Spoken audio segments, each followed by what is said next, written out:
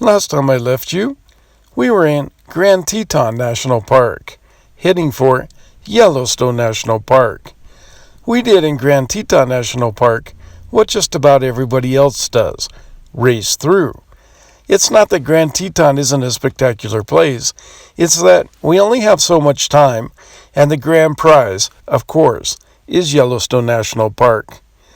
Now they say if you want to see the mountains, go to Grand Teton National Park, because you're going to come up with fantastic vistas, things that are just peaks that are just spectacular. But if you want to be in the mountains, you should go to Yellowstone National Park, because that's where you're going to see the animals and the hot springs and all of the things that the mountains have to offer. So we had a wonderful time driving through Grand Teton National Park. We wish we could have spent a little more time there, but unfortunately, we just didn't have the time. It seems a little bit unfair, because if you're going to visit Yellowstone National Park from the south, you have to go through Grand Teton National Park. Well, it costs $35 to get into Grand Teton National Park, and then as soon as you get to Yellowstone National Park, you're going to pay another $35.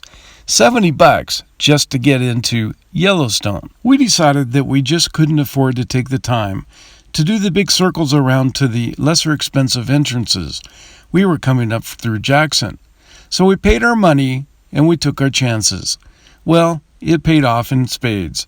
Yellowstone is well worth $70. These are pictures of a forest fire that happened last time I was in the park. They closed the south entrance and people were in a panic. Not enough resources, a dry forest, a desperate situation. But they got it out, and this is what's left. Yellowstone has fallen on happier times this year. With a lot more rain, everything is a lot greener, and the animals are really out.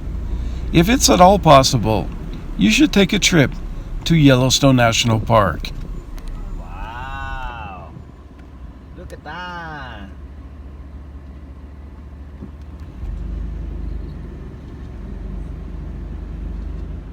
Yellowstone Lake is the largest body of fresh water above 7,000 feet in the entire world.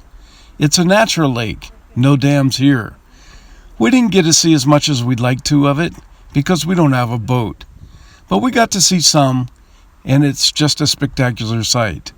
And of course, all the animals come down at night to drink. Wow! Well, for the view. They put the buffalo in the park to take the place of the bears because the bears were so dangerous. But they soon found out the buffalo were pretty dangerous too. This is Yellowstone Falls. My friend Jimmy and Selena took the 600-foot plunge down to see them.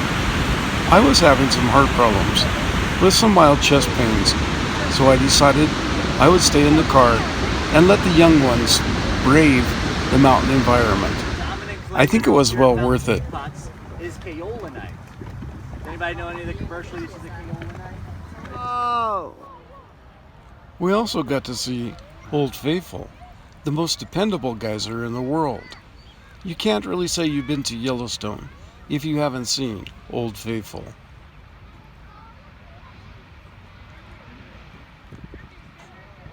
Wow! We also got to see Old Faithful Lodge. This used to be first class traveling. Today, $500 gets you a room, and if you're lucky, there'll be a bath. No TV, no frills. But we sure had a great time there. It takes you way back in history, and so many famous people have been there. Every time I go to Yellowstone National Park, I meet people. It turns out these two people will live within a few blocks of Jimmy and Selena in Denver, Colorado. We met for the first time in Yellowstone. This is a grizzly bear, one of 3 bears we saw while we were in the park. And this is a highlight of the trip, a baby buffalo running around the feet of her mom.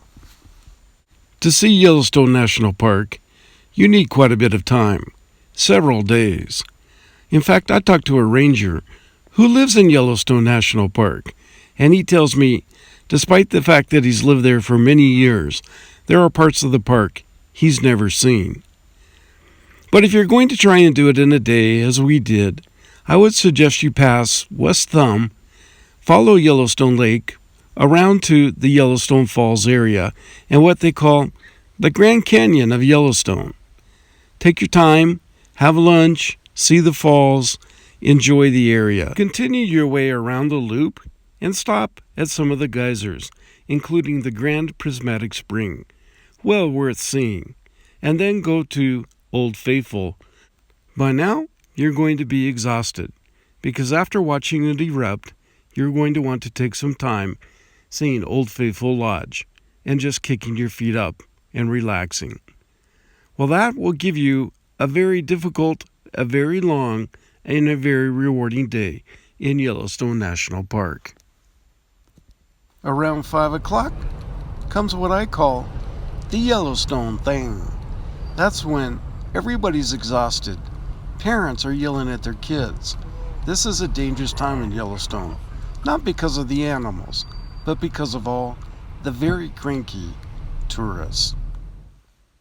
Yellowstone Park was worth every minute. I dearly loved my time there, looking at the animals, the old structures, the spectacular scenery. But if you're an introvert like me, well, probably the best time of the day is when you climb into the van, close the doors, and shut your eyes. Gone are the people and the hectic pace, and peace, finally, has returned. Well, I love Yellowstone Park, and I thank you for following along. If you like what you see, please press like. And, of course, we'd love to hear your thoughts. Where else should I go? What did you think of Yellowstone Park? Tell me your own stories. And most of all, please subscribe. The channel really depends upon it. Well, this is Tim Painter, signing off.